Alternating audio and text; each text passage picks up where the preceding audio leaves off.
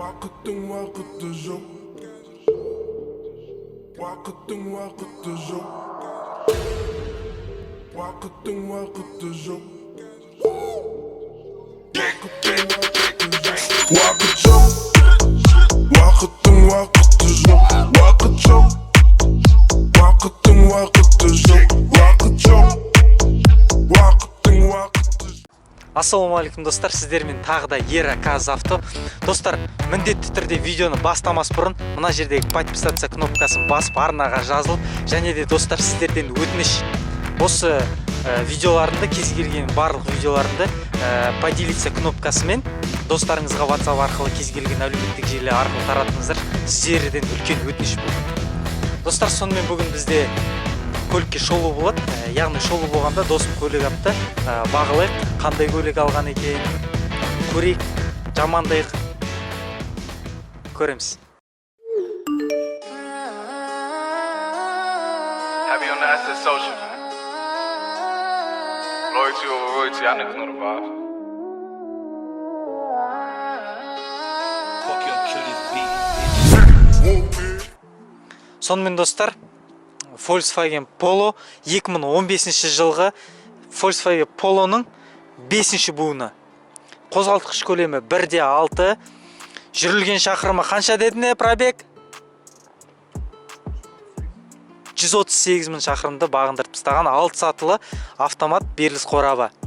Сонымен достар, бұл 2010 ба 11-ден бастап па Polo'ның 4-ші буыны болды. 4-ші буыннан айырмашылығы, братан, естіп дұрыстап жапшы.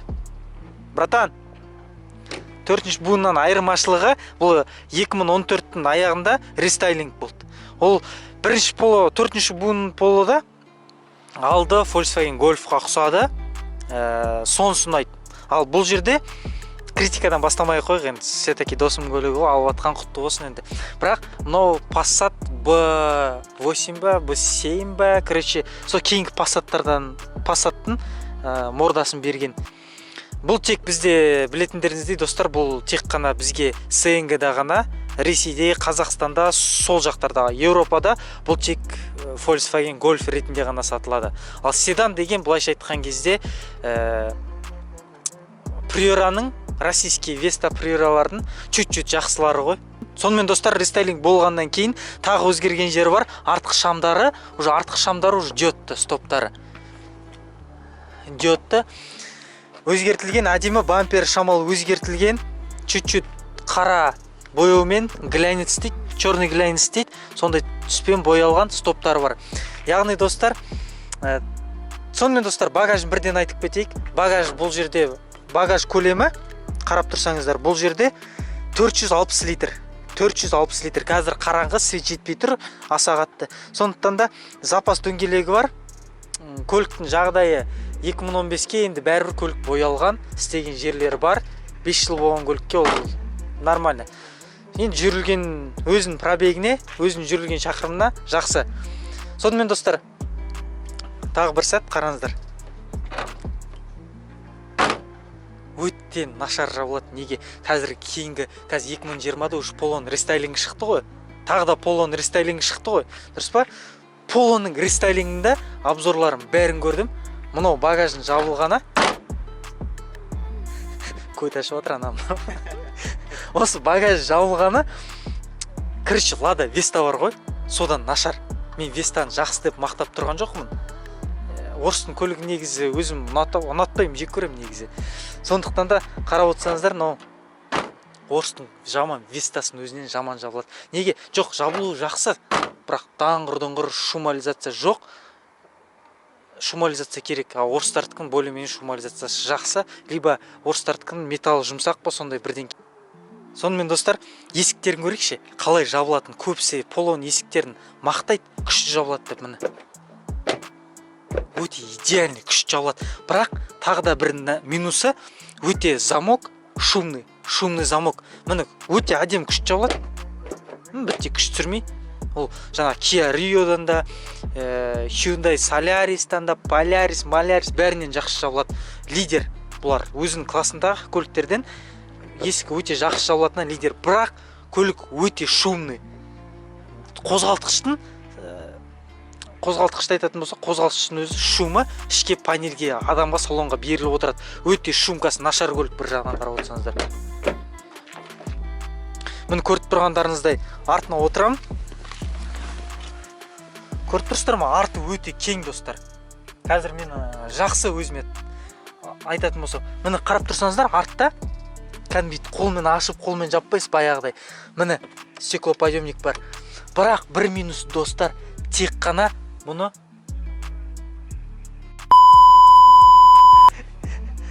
короче, бұның пассажирлар я қойшы болды.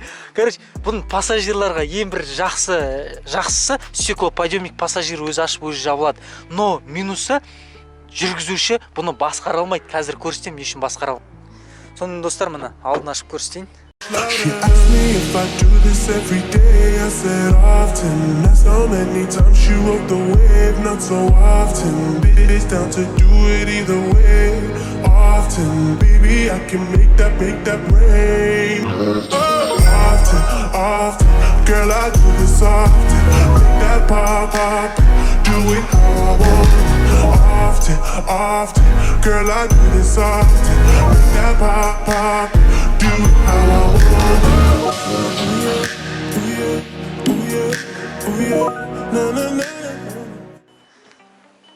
Қарап тұрсаңыздар, кілт шығып кетті. Міне достар, тағы бір минусы, міне бұл тек қана жүргізушіде және алдыңғы жолаушыны ғана, екеуін ғана басқара алады. Артын басқара алмайды, достар. Сондықтан да артыңғы терезелерді құлыптап қоятын батырмасы бар. Бұл жүргізушіге үлкен минус, неге десеңіздер, разница жоқ. Жүргізушіге лично маған разница жоқ. Он кез келген такси болып жүрген өзінде басқа жолаушылар ашып тастап кетеді. Сондықтан ашып тастап кеткенде андай көбіне бүйтіп бұрайтын бар ғой, мессеровка сияқты. Сол сияқты болады жүргізушіге. Ол бар, ана кнопканы бүйтіп жапқандай болады, кнопканы басып өзі артынан барып жабады. Ана кезден басқара алмайды, сол минусы. Так, бұл жерде міне багажникті ашатын кнопкасы, батырмасы, және міне капотты ашатын батырмасы. Капотты ашатын өте қалың екен. Сонымен достар, салонын көрейік. Салонына келетін болсақ, мен түсіп тұр ма? Нормально тұр ма? Салонына келетін болсақ, маған достар өте қатты салон ұнайды. Неге десеңіздер, біріншіден Полоның, немістердің көбіне, BMW-ның, осы Passat-тардың көбіне подсветкасы қып-қызыл болып жанып тұрады. Сұршы, көріп тұрғандарыңыздай. Қып-қызыл болып күшті әдемі жанып тұрады. Бұл маған, лично маған өзіме ұнайды қызыл болып жанған приборлардың. Так, сонымен достар, беріліс қорабы 6 сатылы автомат. Так, бұл ең толық комплектация Highline. Сосын Highline'ның алдында стандарт бар, но короче ортаңғы комплектация. Бұл полуорта, шатаспасам 3 комплектация болады. Бұл ортаңғы комплектациясы. Сонымен достар, қазір бір ұнаған, бір ұнамаған нәрсесін айтам. Қараңыздаршы.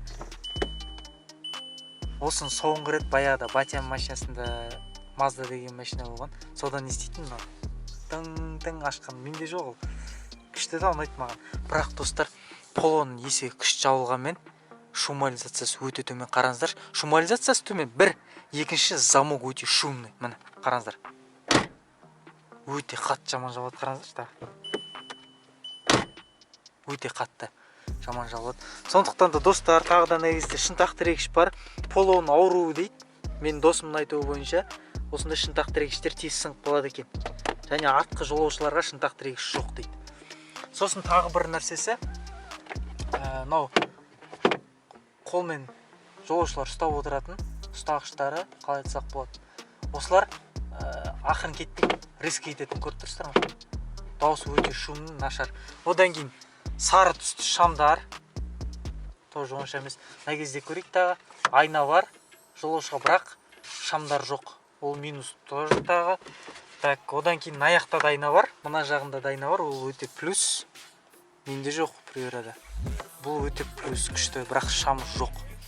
Так, мына кезде магнитофон заводской, мультируль жоқ бұл жерде. Так, бардачогын көрейік. Шашылып жатыр екен бардачок. Так, бұл жерде. Так, холодильник бар ма екен, жоқ па екен? Жоқ, походу, холодильник. бардачегі осындай. Так достар, енді қазір жүріп көрейік көлікті қалай, ощущение қалай. Мен бұрын сонда негізі бұл көлікті айдап көрген емеспін, бірақ көп обзорларда, шолуларда айтады, өте жақсы руль, сізді өте жақсы тыңдайды дейді. Достар, сонымен қозғалтқышын көрейік, қандай жағдайда екенін. Досым көлігін бағалап жүрейік. Бұл жерде енді газды тіреуіштер жоқ, сондықтан да қазір мынаны тіреп жүрейік. Газды тіреуіштері жоқ.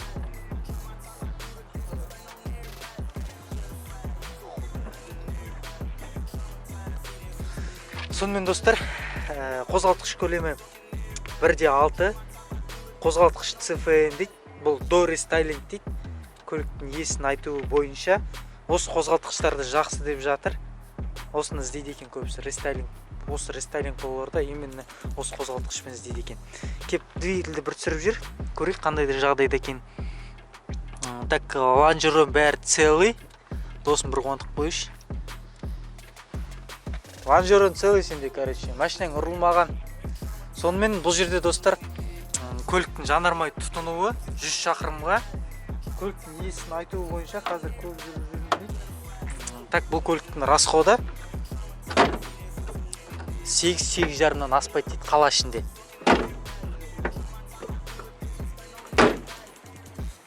Идеальный жол, идеальный. Сонымен достар, бұл жерде туманик жоқ. Астыңғы шамдар. Бұл жерде обманка дейді, және дыхо дейді. Дневной ходовой огонь. Күндізгі жанатыны.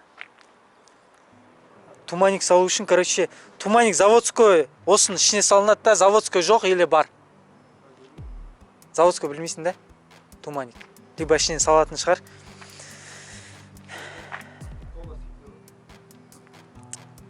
Так, фаралар қанша тұрады? Оригинал. Ага, бушный, да, 25 теңге. А новый оригинал? 70-80 болады да, біреу. Оригинал. Примерно сондай Вестанк сияқты, бірақ Вестанктен қымбаттау болуы мүмкін. Неге десеңіздер, поло. Так, достар, енді жүрсін көрейік. Қалай жүреді екен осы парковкада көре салайық. Сонымен достар, салонға қарап отырсақ, жолаушыда және жүргізушіде орындық жылытқыш бар. Санчик артында бар ма жылытқыш? Орындық жылытқыш падайры. Артында жоқ та, екеуіне ғана арналған. Так, кондер-мандер бар.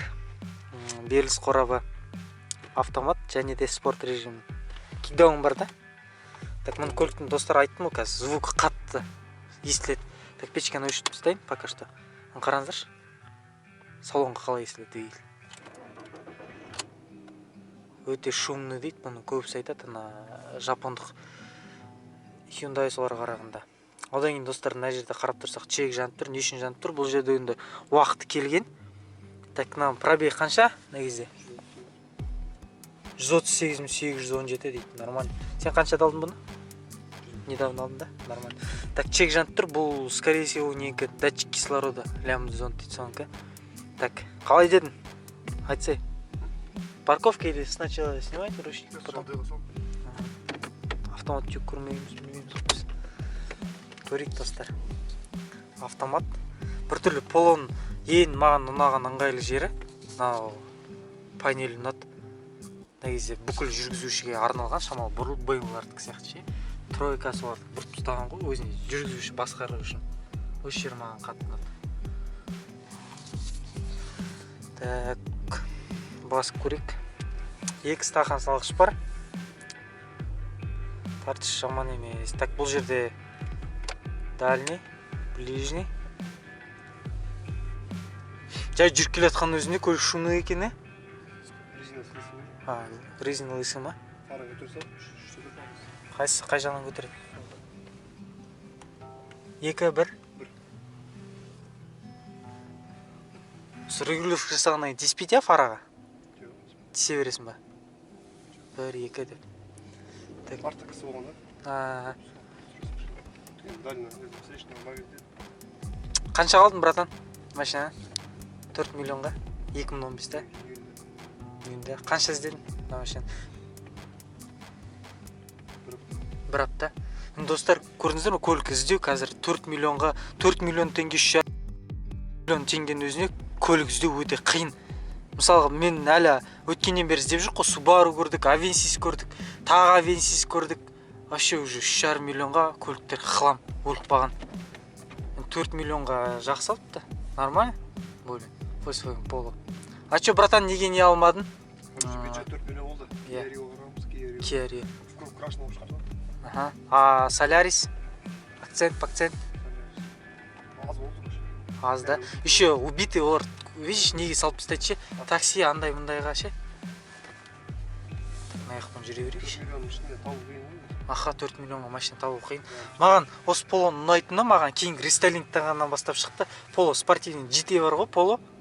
Солардың рульмен шығарған, асты ровно емес, көріп тұрсаңыздар. Руль. Сонысына, Типа GT. да, типа GT. Бля, братан, шумный екен, я айтса айтқандай. Иә, шумный. Аха, бұны бәрі айтады, новый Полоны шумный болады. Обзор қарам тоже шумный. Шумный сөйлеп деген. Аха. Сосын бұларда көбісі мақтайтыны бұл жерде. Тормозды мақтайды, тормоз идеальный стоит деп бұлар. Именно болады. Ya разгон көрейікші қалай екен. Газ бол. Бля, резвый.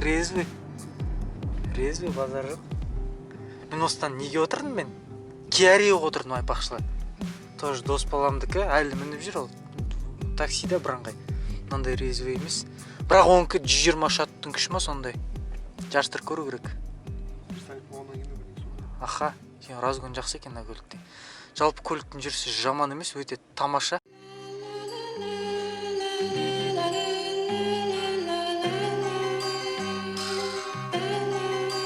Gel gök kristal, el şantanayom, mishtal bermayom. Trachnata, gel gök kristal, el şantanayom, mishtal bermayom. Сонымен достар, қысқаша бүгінгі шоу аяқталды. Бұл негізі досым көлігі ғой, көрсетуге келген. Енді, құтты болсын машинең, игілігінемін. Андай көремейтін достарым болады ғой. Браттан машина онша емес екен, түсірмей қойсаң жіпте. Браттан машина онша емес екен де көремейтіндер болады ғой. Сол сияқты мен де көремеймін негізі. Ойнайтын браттан, от души құтты болсын, машина жақсы. Досымен достар, шоу аяқталды. Көліктің жағдайы жақсы екен, ризамын. Сырты, покраска бәрі идеальный. Бұндай көліктер қазір енді жаңағыдай көбісін таксовкаға салып тастайды. Сондай ғой. Но енді идеальный екен. Жақсы ұнады. Енді точно бересің ғой антиобзорға. Kia Sportage шығады достар осыдан кейін. Либо осының алдында шығып қойды уже. Екеуін біреу, короче. Осыған антиобзор жасайтын боламыз. Досым рұқсат берді. Максимально жамандаймыз. Прям максимально. Сондықтан да достар, сіздермен қоштаспаймыз. Келесіде көріскенше, міндетті түрде мына жерде подписаться кнопкасын бас, каналға тіркел. Келесіде кездескенше. There lived a certain man in Russia long ago. He was